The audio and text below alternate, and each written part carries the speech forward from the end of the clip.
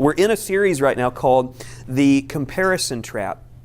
And I like to open with a story, and I was thinking today that I want to kind of just give you sort of a track record of mine sort of through the years. So when I was 12, I started playing music. I started on the drums, got in a band. It was terrible, but at the time, as soon as I started hitting the drums, I immediately started looking at other people to see how terrible I was or how much better I was than someone else. It was immediate. It was just what we did in the bands that I was in over the years. There was always this sort of underlying envy of other bands that were better, or sometimes superiority for those that were worse. So I did that for a number of years, and then I transitioned into other things. I transitioned into ministry, for instance. When I was probably 18 or 19, I also began to do youth ministry. And I would look at the other churches in town, and if they had more students than I did, they were doing something wrong. I knew it. I just knew it, because they just couldn't have more than me and be right, And it was just envy. It was this toxic thing inside of me. And through those years, I remember wanting to be kind of like a famous speaker. I saw these guys that would travel around, and they would say weird emotional things, and I didn't understand them, but I thought, that's a cool job. I wish I could be like that. And so then I began to kind of compare myself against those guys and thinking, I think I could do that. It's not fair. It's not fair that they're doing it and I'm not. When in reality, they probably just worked hard to get where they were. But it was that same comparison thing. It was just all through all of that time. And I told you a little bit about my time in college. It was the same kind of thing. If I wasn't doing as good as somebody else, or somebody else was, more successful than me, I'd find ways to compare myself to them, find some sort of avenue where I was superior to them. And it just has been a thing throughout my life. And I'm guessing, if we were honest, we'd probably all say we kind of have something sort of like that. Now, yours may not be in the same area as mine. You may compare yourself in other areas. Whatever you think you're good at, that's probably the place to look, because often that's what it is for me. The things that I think I'm good at, that's where I compare. And so that's what we're going to continue talking about. What I want to do first, though, is kind of give you a recap of what we looked at last week, because I think it's good to kind of make sure we're on the same page. So last week, we talked about the fact that we live in the land of Ur. And you remember what Ur is? It's all of these. It's richer, skinnier, smarter, taller, prettier, happier, healthier, talented, or the grammar police are gonna get me on this one. Gooder, better. We all sort of look for this. How am I better than others? And then sometimes we look for, how are other people better than me? We also often kind of compare ourselves in some bizarre areas, like somebody else might have a better car or house or vacation, it's summertime, better marriage, better kids. And a lot of times when we begin to do this, we think things like, that's not fair. I work as hard as they do. Why do they have more than me? It's not fair. That my trials are greater, my troubles are greater, my situation is worse, whatever it is. It's easy to get into that. Now, I will say, it seems like there's something that intensifies it in our era. You've probably seen this. It's social media. Now, people have been doing the comparison thing for years and years and years and years. Ever since people started speaking, probably they were comparing. But social media does seem to intensify it. And here's why.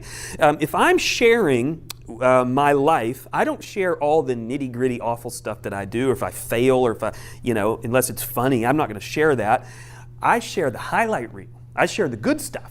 And then you see the good stuff and you say, oh man, his life is so much better, or whatever it is. We do that all the time. And what we've got to remember is that person's probably not sharing their failures. They're just sharing the very few successes they have, and it looks like their life is peachy. And so we got to remember that. Social media kind of feeds into this desire to compare ourselves against others. Now you remember we looked at this verse last week, but I think it's worth repeating.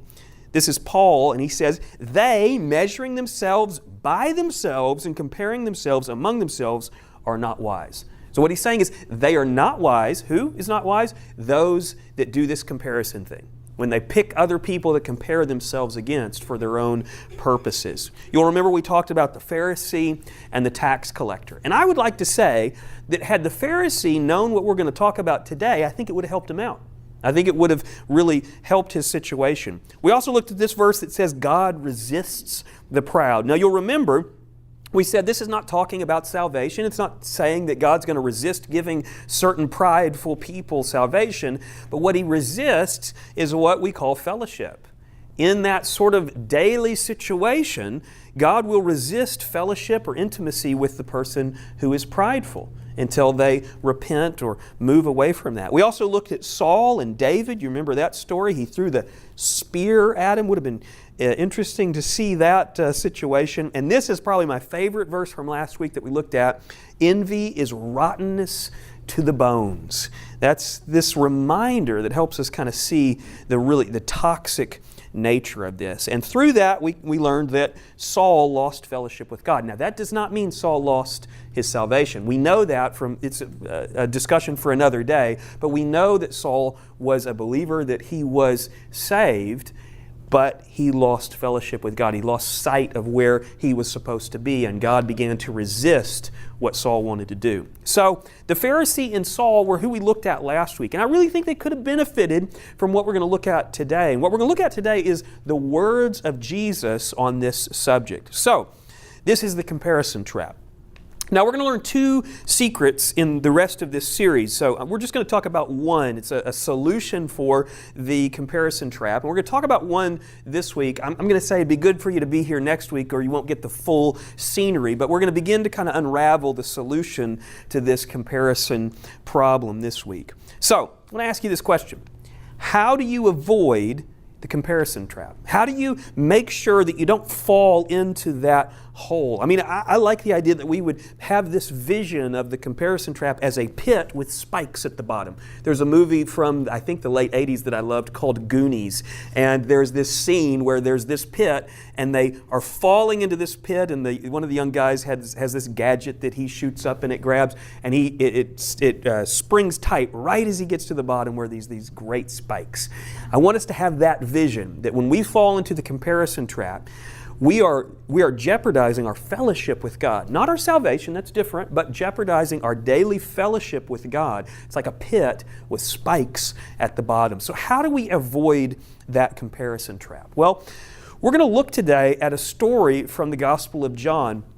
And I think this is maybe one of the best phrases from Jesus that helps us understand how to avoid comparing ourselves, how to avoid that toxic mentality. So Peter, in this situation, is about to fall into the comparison trap.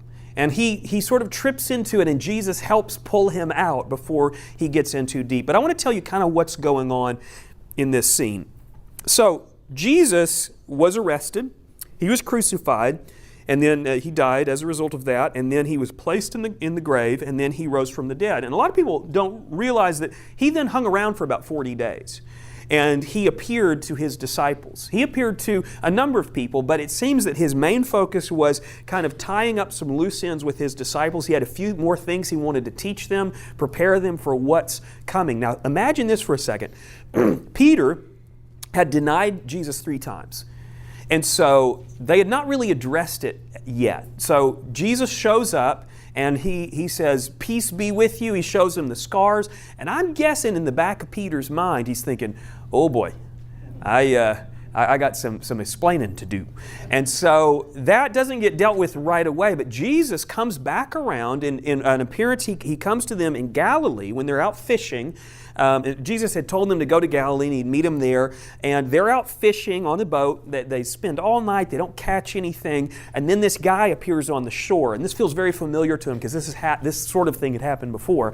He's on the shore. He says, "Cast your net on the other side." They cast it. They catch a bunch of fish. And then Peter and the rest realize it's the Lord. Peter jumps into the water. I mean, he's just a wild man, right? I mean, he jumps into the water fully cloaked, I guess, and he swims to shore because he wants to spend more time with Jesus.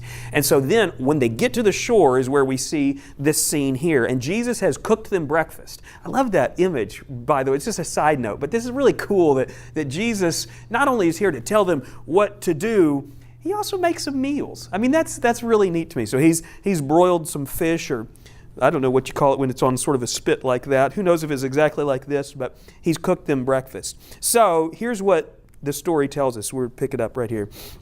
When they had eaten breakfast, Jesus said to Simon Peter, "Simon, son of Jonah, do you love me more than these?" He said to him, "Yes, Lord, you know that I love you."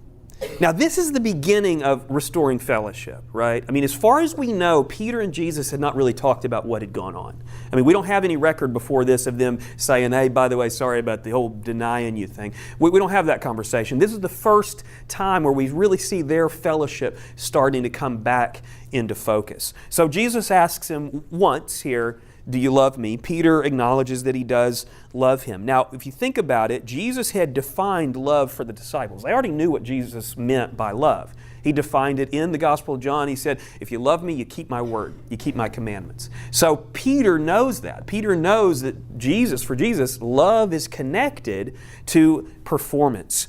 So he goes on. He said to him, feed my lambs. So Jesus says, do you love me? Peter says, I love you. Jesus says, feed my lambs.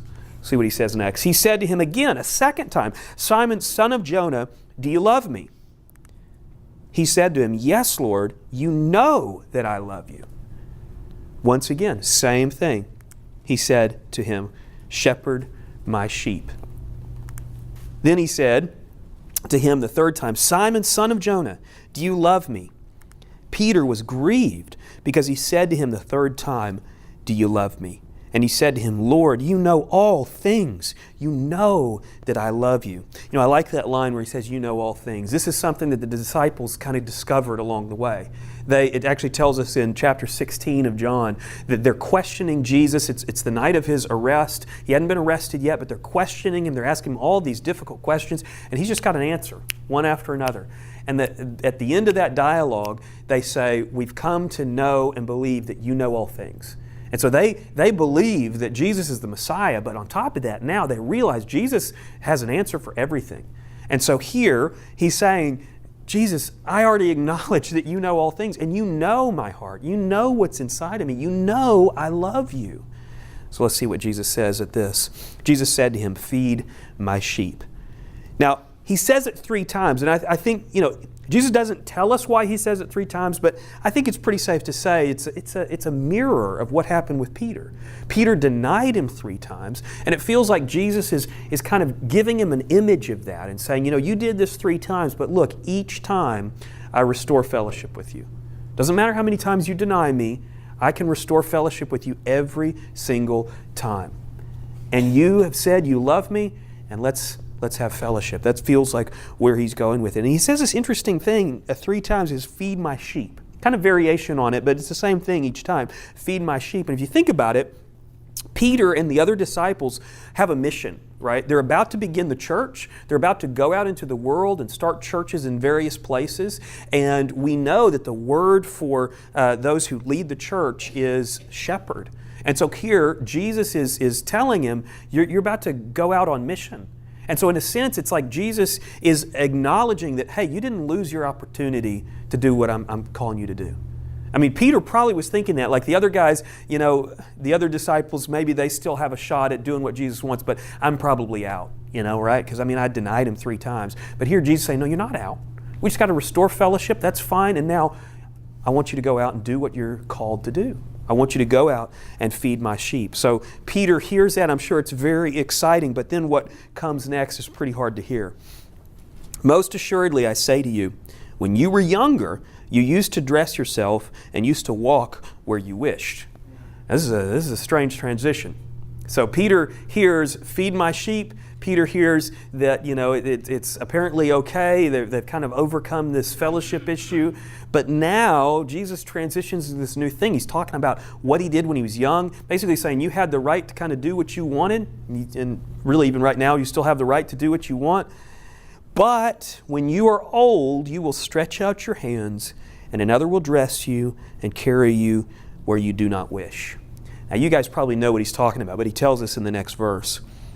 This he spoke, signifying what death he would glorify God, by what death he would glorify God. So Jesus explains to him how he's going to die. And this death has something to do with him following Jesus. What an interesting transition. Peter, wants this fellowship to be restored, probably wants to be sure that he can be reinstated as a leader in the church that is to come. And Jesus tells him what's going to come after this point. And I think it's worth noting, this verse, this came earlier. This verse was a conversation before the resurrection between Peter and Jesus. Notice what Peter says here. Peter said to him, so this is probably 2 weeks earlier, something like that, before Jesus died. Peter said to him, Lord, why can I not follow you now? I will lay down my life for your sake. These words came out of Peter's mouth. So Peter said, I'm willing to die for you. I'm willing to go the distance. I'm willing to pick up a sword. I'm willing to do whatever you want me to do. And notice what Jesus says in that conversation. Jesus answered him, where I am going, you cannot follow me now, but you shall follow me afterward. Now what's interesting here is that at this point, Peter didn't really understand all that there was to understand about Jesus' death. But notice what Jesus says. He said, you're going to follow me. You're going to follow me eventually. Once you understand it, you're going to follow me. Now that we kind of see that, it came out of Peter's own mouth that he was willing to lay down his life. Now think about what Jesus just said. This he spoke, signifying what death he would glorify God. And when he had spoken this, he said to him, follow me. So not only is Jesus telling him that he's going to lay down his life for him, Peter already said he was willing to. And now Jesus is saying, I'm going to let you make good on that commitment. I'm going to let you follow me to the point of death. And it's going to glorify God. So basically, what's interesting, before Jesus died, he said, you shall follow me afterward. And after Jesus' death, he says, follow me. Now, we live in a country where our discipleship is probably not going to end in martyrdom. It could. I mean, it does happen some in the United States, but it's not real common right now. We may see an era where that changes, but right now, it's really just not the case.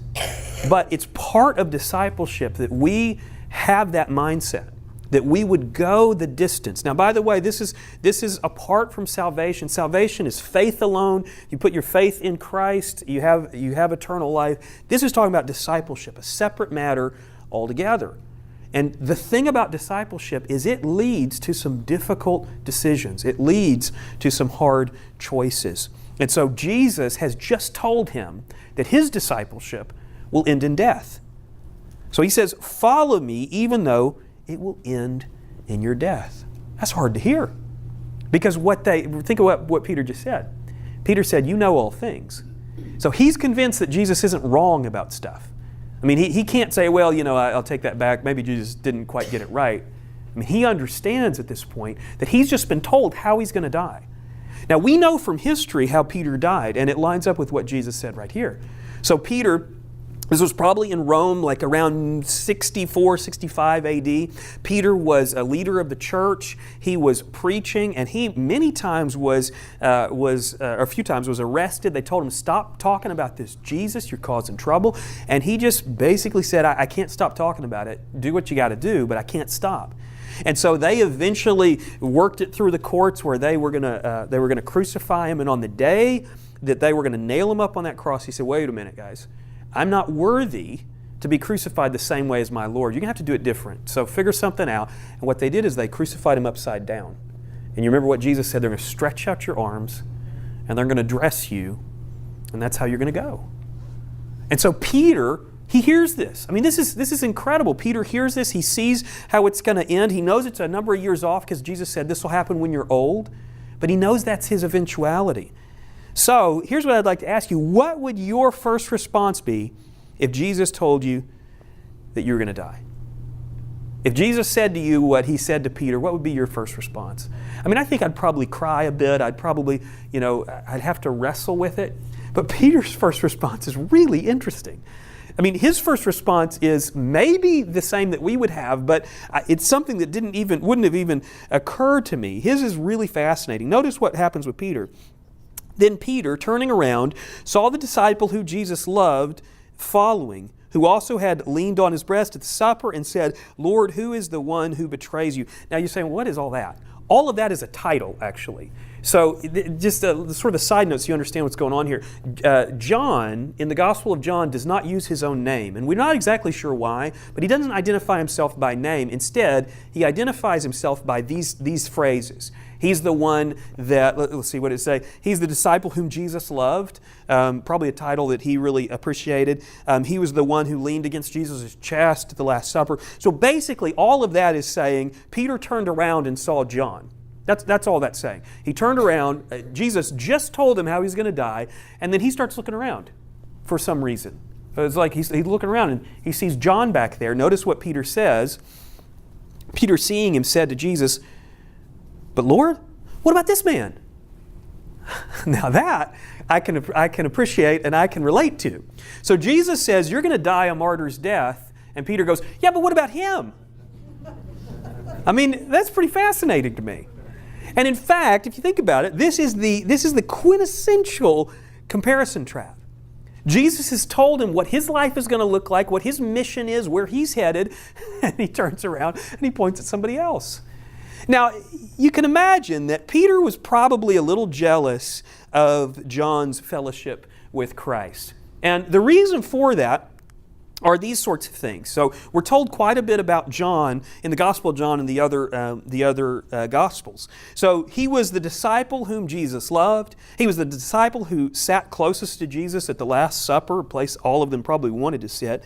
The disciple who received private info. You remember Jesus told John who was going to betray him, and then John relayed it to the other guys. John had a special position there. He was the disciple that did not abandon Christ. Now, we think of all the disciples as just going away, all but John. John stuck with them. John went into that courtyard where Jesus was being tried. John was there at the cross, at the foot of Jesus. Notice what else? He's the disciple Jesus entrusted his mother to. What an amazing moment. Jesus is dying and he says, "Behold your son." Now, that's John. And John had to be standing there for that to happen. John is an impressive guy. He was the first to believe in the resurrection among the disciples. So John has a really impressive track record. Now, not perfect. We have a couple of places where John makes a misstep. Like there's this one point where a town rejects Jesus and John says, "Do you want us to call down fire from heaven?" Jesus is like, "Well, hold up a minute." So John's not perfect, and we know that. But John had a special place. Now, when you compare that against Peter, Peter had a special place too, but Peter was a little bit more brash. With Peter, there were some things like Jesus rebuked him a number of times. There were a few times where Jesus kind of said, "Hold up, Peter. You're kind of getting ahead of me, so you need to kind of get behind me." There were times when Peter drew a sword, sliced that guy's ear off, and Jesus says, "Those who live by the sword will die by the sword." So Peter had a few missteps, and he was rebuked by Jesus a few times. He also denied Christ 3 times. We saw that already. I mean, that's a pretty heavy mark against him. He abandoned Christ in the hour of his death, after he said he would go to death for him. So Peter is probably feeling real low right now. I mean, Peter's probably feeling a little insecure, and he's looking at John and saying, "Man, John, he gets all the accolades, all the attention." And so it makes sense that Peter would compare himself against John. I mean, I kind of feel his pain in this moment because Jesus just told him how he's going to die. And it seems as if Peter is seeing this almost as like, that's not fair. That's not fair that I'm going to die, and what about him? Is he going to die the same way? Let's see how Jesus deals with it. Peter, seeing him, said to Jesus, "But Lord, what about this man?" Notice what Jesus says, and this is just brilliant. Jesus said to him, "If I want him to remain until I come, what is that to you? You follow me." What is that to you? You follow me. I mean, Jesus had just established that Peter is reinstated. They've got fellowship. He's got his mission ahead of him. He knows what he's supposed to do. He's supposed to feed the sheep, which is a church term for guide the people who are going to become believers. Peter knows where he's headed. He knows what he's supposed to be doing. But now he's looking to the side. He's looking at John, maybe even thinking about some of the other disciples. And he's saying, it's not fair. It's not fair that John is not going to have to die the kind of death I'm going to die. Notice what Jesus says. He says, "If I want him to remain until I come." What's interesting about this is because of Jesus saying this, a rumor kind of began to circulate that John was going to live until Jesus returned. Now, John dispels that rumor in this chapter. He says that's not what Jesus was saying. He was using it as a teachable moment for Peter. But John did live longer than the rest of them. And what is that to Peter? Peter had a mission, and it was to glorify God and to feed the sheep. So he says, what is that to you? You follow me. He's basically saying, do not compare yourself against the others, because you have a specific mission that you've got to do. Makes me think of this verse. Let us run with endurance the race that is set before us, fixing our eyes on Jesus. Now we read this verse, and it's easy to kind of miss the sports analogy here, because our sports don't work quite like theirs do. But this is a sports terminology. So in the old world, what they would have is they would have a long lane. I want to say it was a half mile or something like that for a long run. And the runners would line up, and they would take off their clothes. That would be, R-rated today, but they would take off their clothes because the only clothes you could get were robes, and you'd get tangled up in them. So they would actually run without robes on. And what they would do is, when they would start, you're not to look to the person to your left, or that'd be your right, or to your left. You're not to look up at the audience. You're not to look at your feet. You're to fix your eyes on the person that's at the end of the lane. You say, well, who's at the end of the lane? Well, there was a little seat at the end of the lane called a bema seat. That's in Greek. We call it the judgment seat now, but it's called a bema. And on the bema sat a sports judge. Usually it would be like a governor or a senator or something like that, some important person. And his job was to watch the runners and make sure they're not cheating or tripping or whatever. And he's the one who's going to decide who wins. And so you could disqualify yourself if he didn't like how you run. And so as the runner, your running coach would say, you keep your eyes on the judge the whole time. Do not look to the side or you're going to trip. Don't look at the audience. Don't get distracted by the fact that you're naked and everybody's looking at you. You keep your eyes on the judge. And when they would run, the good runners would fix their eyes and they would not look away. That's what he's talking about here. He says that we are in a race. We are running as believers, as disciples. And what we need to do is not look to the side, not see if my neighbor is getting better circumstances than me, or somebody else has a better car, better house, better vacation, whatever it is. What you need to do, he's saying, is fix your eyes on Jesus, the judge. He's the one watching. He's the one that will reward those who run well. So we fix our eyes. Notice this one word, for the race that is set before us. Everybody's race is a little bit different, right? And I think that's kind of where the analogy breaks down, but everybody's race is a little bit different. Each of you has a different set of skills, a different set of mission that you're trying to accomplish with your life, but we all work together. But each individual race might look a little bit different. And I like that he says that this is a race that's set out before us. It's specific to you. So, this is the lesson that Peter learned, and I think it's the lesson that we still need to be thinking about. What is that to you?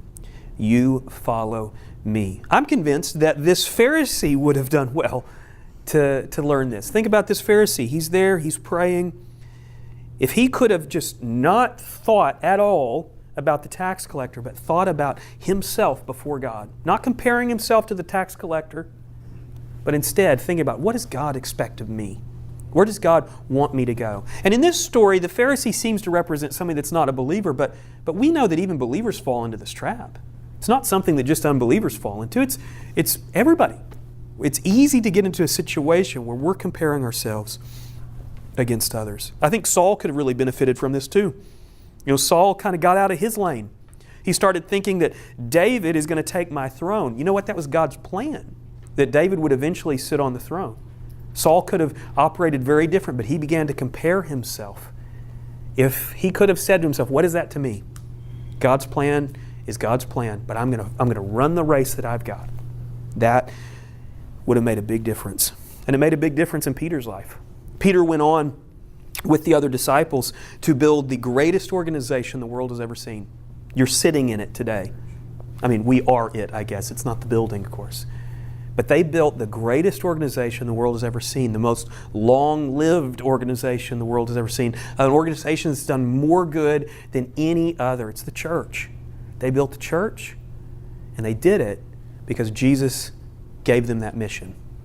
Peter could have run away. He could have said, I've done too much wrong. He could have continued to compare himself against others, but what he did is he heeded Jesus' words, and he charged forward like a bull until that day that he was put to death for it. So, this is kind of where it hits the road for us. When others have a better car, a better house, a better vacation, a better marriage, better kids than you, what should you say?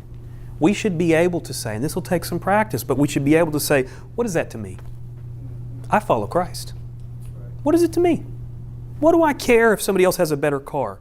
Most everybody has a better car than me. You've seen that piece of junk I drive. But you know what I say? What is that to me? I don't care. I'm following Christ. Now, I'm not so good on all of these categories, but the car one, I think I got whipped. Better house? Well, we've got better houses in our neighborhood. What is that to me? I follow Christ. Better vacation? Ooh, that one stings a little bit because I like traveling. So I see other people's great vacations, and that's one that I need a little bit of work in because man, I love to travel. Better marriage? I got a great marriage. Wink. But you know, we're the same kind of thing. Better kids? Oh, my kids were driving me nuts on the drive over here. They were being so loud. I'll be honest, I shouted at them a little bit to get them to be quiet. It's ironic to speak really loud to get them to not speak loud. I don't know. You know, but if I was in the car with you guys and your kids or grandkids, I'd probably be like, you guys got better kids than me. But what is that to me? What is that to me? I'm following Christ. I'm doing as good as I can, and I need to remember that. I do sort of trip in that one. Now, the opposite's true too, because we kind of get into this mindset that sometimes when we're in the middle of like a trial or troubles, it's easy to look at everybody else and say, oh, they don't have it as hard as I do. So when you have worse troubles, harder trials, worse temptation, harder circumstances than others, what is that to you? Follow Christ. Now, this is simple but not easy, right? It's simple to understand, but it's not necessarily easy to implement. I mean, this can be hard, and this takes practice. But the first step is recognizing, realizing why we go wrong in this pit, in this trap that we fall into. So let's just look at it one last time. Jesus said to him, if I want him to remain until I come, what is that to you? You follow me. So when others have it better, what is that to you? Follow Christ. Or, another way to say it, when you have it worse than others, what is that to you? Follow Christ. Let's pray.